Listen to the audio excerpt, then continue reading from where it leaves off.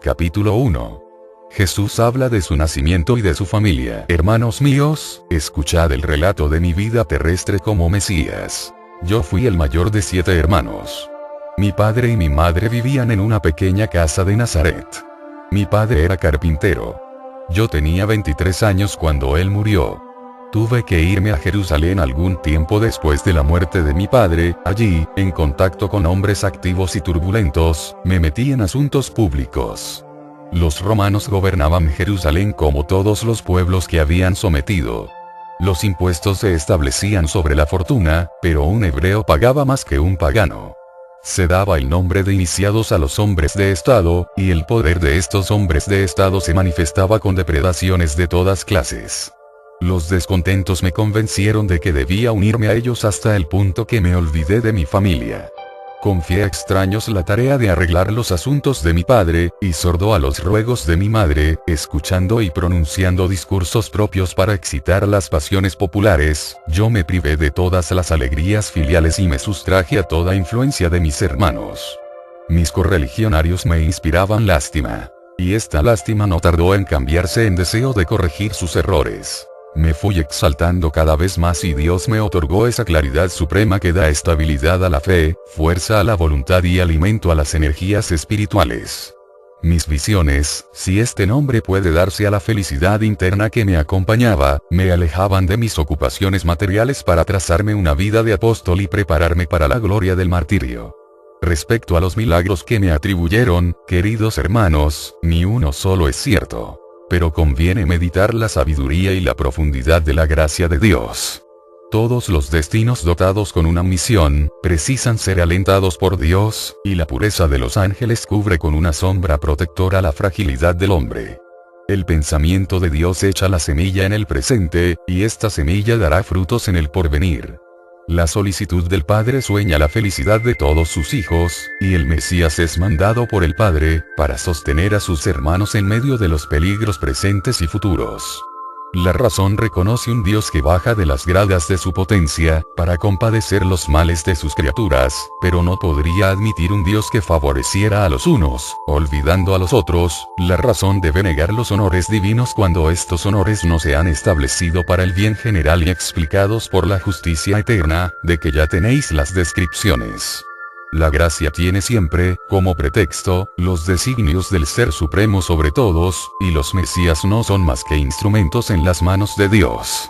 Dejemos pues los cuentos maravillosos, las despreciables historietas hechas alrededor de mi persona y honremos la luz que Dios permite que se haga en este día, mediante la sencilla expresión de mi individualidad y por medio del luminoso desarrollo de mi misión. Mi nacimiento fue el fruto del matrimonio contraído entre José y María. José era viudo y padre de 5 hijos cuando se casó con María. Estos hijos pasaron ante la posteridad como primos míos. María era hija de Joaquín y de Ana, del país de Jericó, y no tenía más que un hermano llamado Jaime, 2 años menor que ella. Nací en Betlén. Mi padre y mi madre habían hecho este viaje, sin duda, por asuntos particulares y por placer, con el objeto de reanudar relaciones comerciales o también para estrechar amistades. He ahí la verdadera historia. Mis primeros años transcurrieron como los de todos los hijos de artesanos acomodados, y nada ofrecieron como indicio de la grandeza de mi futuro destino. Yo era de carácter tímido y de inteligencia limitada, tímido como los niños educados con severidad y de limitadas facultades intelectuales, como todos aquellos cuyo desarrollo intelectual se descuida. Para mi familia era un ser inofensivo, huérfano, de cualidades de valer, de lo cual resaltaron las primeras contrariedades de mi existencia y también los primeros honores que tributé a Dios. Débil y pusilánime delante de mis padres, fuerte y animoso ante la gran figura de Dios, el niño desaparecía durante la plegaria para dejar su lugar al Espíritu, ardoroso y dispuesto al sacrificio. Me dirigía a Dios con arrebatos de amor y reposaba en brazos de lo desconocido, de la doble fatiga impuesta a mi físico débil y a mi espíritu rebelde. De la multiplicidad de mis prácticas de devoción resultaba una penosa confusión, que establecía, de más en más, el convencimiento de mi desnudez intelectual. Era costumbre de los habitantes de Nazaret y de las otras pequeñas ciudades de la Judea, de encaminarse hacia Jerusalén algunos días antes de la Pascua, que se celebraba en el mes de marzo. Los preparativos de toda clase que se hacían, daban fe de la importancia que se atribuía a tal fiesta. Montones de géneros se vendían en dicha ocasión y se combinaban diversas compras para traer algo de la gran ciudad. En el año a que hemos llegado y que es el 12º de mi edad, tenía que participar yo también del viaje anual de mi familia, juntamente con el primogénito de mis hermanos consanguíneos. Partimos mi madre, mis hermanos y yo con una mujer llamada María. Mi padre prometió alcanzarnos 2 días después. Al llegar a Jerusalén mis impresiones fueron de alegría, y mi madre observó el feliz cambio que se había efectuado en mi semblante. Paramos en la casa de un amigo de mi padre. Mi hermano, tenía entonces 22 años, él merece una mención especial. Mi padre había manifestado siempre hacia este hijo, el más vivo cariño, y los celos oprimían mi corazón cuando me olvidaba de reprimir esa vergonzosa pasión que se quería apoderar de mí. Yo me había visto privado de las alegrías de la infancia debido a esta predilección paterna. Mi madre percibía algo de mis sufrimientos, pero los cuidados que exigían una numerosa familia le impedían hacer un estudio profundo de cada uno de los miembros de la misma. Mi padre era de una honradez severa, de un carácter violento y despótico. La dulzura de mi madre lo desarmaba, pero los hijos le daban trabajo a este pobre padre, que no soportaba con paciencia la menor contradicción, y la incapacidad de su hijo Jesús lo irritaba tanto como las travesuras de los otros. La bondad de mi hermano mayor tuvo por efecto el de destruir mis anteriores descontentos, motivados por la diferencia con que nos trataba nuestro padre, y la tierna María se alegraba al ver nuestra intimidad. La igualdad de gustos y de ideas nos unía más de lo que pudiera parecer a primera vista, y si no hubiera sido por mis preocupaciones religiosas, yo hubiera comprendido mejor la felicidad de esta nuestra armonía.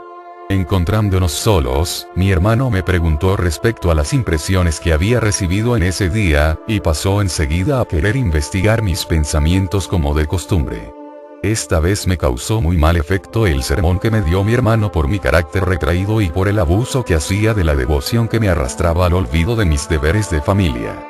Mi hermano se acostó irritado en contra mía y al otro día yo le pedí que olvidara mi descuido de los pequeños deberes, en aras de las elevadas aspiraciones de mi alma. Mi hermano hizo un movimiento de lástima y gruesas lágrimas surcaron sus mejillas. No hablaré más de mi hermano, muerto poco tiempo después de este incidente. Mas este recuerdo que me conmueve, viene bien aquí para que el lector tenga una justa idea de mis aptitudes, y que pueda darse así mejor cuenta de cosas que de otro modo le parecerían increíbles, si no se encontrase preparado por los elementos en concordancia con los designios de Dios. Durante el día llegaron algunas visitas, entre las cuales se encontraba José de Arimatea. Él, como amigo de mi padre, pronto se familiarizó con nosotros. Rico, patricio y hebreo, José se encontraba por estas razones en relación tanto con los ricos como con los pobres y oprimidos de la religión judaica. Nos habló de las costumbres de Jerusalén, de la sociedad escogida, de los sufrimientos del pueblo hebreo, y la dulzura y naturalidad de su lenguaje eran tal que nadie hubiera podido sospechar la diferencia de posición social.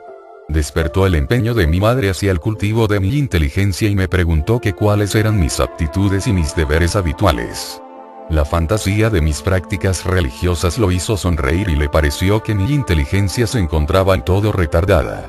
Sé más sobrio en tus prácticas de devoción, hijo mío, y aumenta tus conocimientos para poderte convertir en buen defensor de nuestra religión. Practica la virtud sin ostentación, como también sin debilidad, sin fanatismo y sin cobardía. Arroja lejos de ti la ignorancia, embellece tu espíritu tal como el Dios de Israel lo manda, para entender sus obras y para poder valorar su misericordia. Hablaré con tu padre, hijo mío, y deseo que todos los años te mande aquí durante breve tiempo para estudiar el comercio de los hombres y las leyes de Dios. Desde la primera conversación de José de Arimatea con Jesús de Nazaret bien veis, hijos míos, cómo Jesús pudo instruirse, aún permaneciendo en su modesta condición de carpintero. Hombres de la laya de José de Arimatea arrojan la simiente y Dios permite que esta simiente dé frutos.